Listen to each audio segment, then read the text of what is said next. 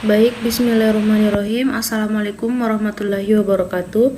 Perkenalkan, nama saya Nurul Ayu Ratnasari, NIM 20222138, kelas reguler 4. Baik, di sini saya akan membahas tentang hambatan-hambatan dalam perencanaan pembangunan daerah. Dalam perspektif pembangunan daerah, tahap-tahap dalam proses kebijakan publik diwujudkan dalam tahapan perencanaan, program atau kegiatan.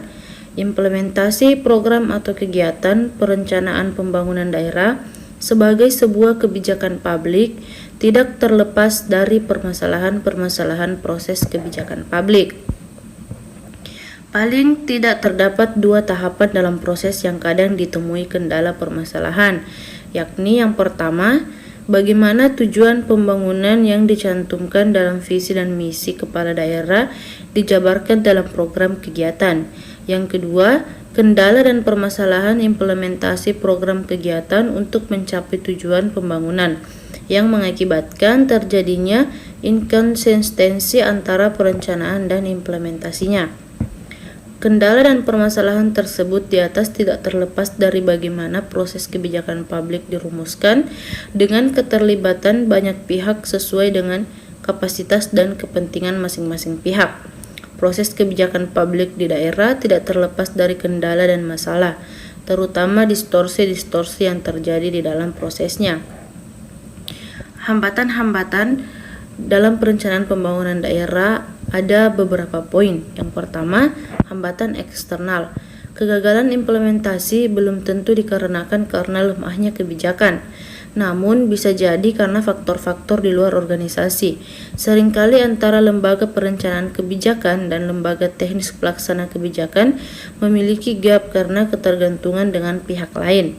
Sebagai contoh, pada beberapa program pengentasan kemiskinan, untuk menentukan sasaran program diperlukan data dan informasi dari instansi di luar pemerintah daerah. Yang kedua, waktu dan sumber daya. Proses perumusan perencanaan kebijakan yang dilakukan harus mensinergikan tata kelola waktu dari masing-masing aktor. Keterbatasan SDM maupun sumber daya lainnya akan mempengaruhi perumusan kebijakan mana saja yang perlu diprioritaskan atau didahulukan. Jadi, kapasitas SDM tidak mendukung, seringkali para aktor tidak bisa secara ideal merumuskan kebijakan. Yang ketiga, kebijakan yang tidak didasarkan pada landasan pemikiran teoritis yang kuat tentang hubungan sebab akibat antara kebijakan dan hasil yang akan dicapai. Keterbatasan waktu pada akhirnya akan menimbulkan konsekuensi pada kualitas rumusan kebijakan yang dibuat. Proses kebijakan memerlukan waktu yang ideal dalam perumusannya, sehingga analisa-analisa yang diperlukan dalam proses kebijakan mempunyai kualitas yang baik. Yang keempat, lembaga pelaksana jarang yang mandiri. Lembaga pelaksana teknis kebijakan jelas terlihat tidak bisa mandiri.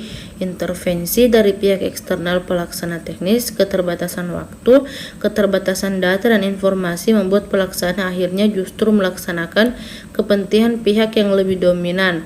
Pelaksana teknis kebijakan tidak bisa secara kuat kemandiriannya dalam melaksanakan kebijakan.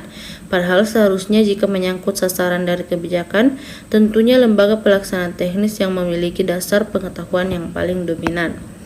Yang kelima, jarang ada kesepakatan yang umum di antara para aktor tentang tujuan kebijakan dan cara mencapainya. Salah satu tahapan penting dalam proses perencanaan tahunan pemerintah daerah adalah penyusunan RKPD. Dokumen RKPD yang merupakan penjabaran dari RPJMD dan mengacu pada RKP pemerintah pusat yang memuat rancangan kerangka ekonomi daerah, prioritas pembangunan daerah, rencana kerja pandangannya baik yang dilaksanakan langsung oleh pemerintah daerah maupun ditempuh dengan mendorong partisipasi masyarakat. Yang keenam, jarang ada satu kondisi terjadinya komunikasi dan koordinasi yang sempurna. Proses perencanaan kegiatan atau terpisah dari penganggaran hal tersebut menimbulkan ketidakjelasan informasi, besaran anggaran. Implikasi dari hal tersebut adalah para aktor yang terlibat di dalam proses perencanaan seringkali membuat usulan sebanyak-banyaknya agar kemungkinan usulan yang disetujui juga semakin banyak. Baik, itulah yang sempat saya sampaikan. Lebih dan kurangnya mohon dimaafkan. Billahi fisabilil haq fastabiqul khairat. Assalamualaikum warahmatullahi wabarakatuh.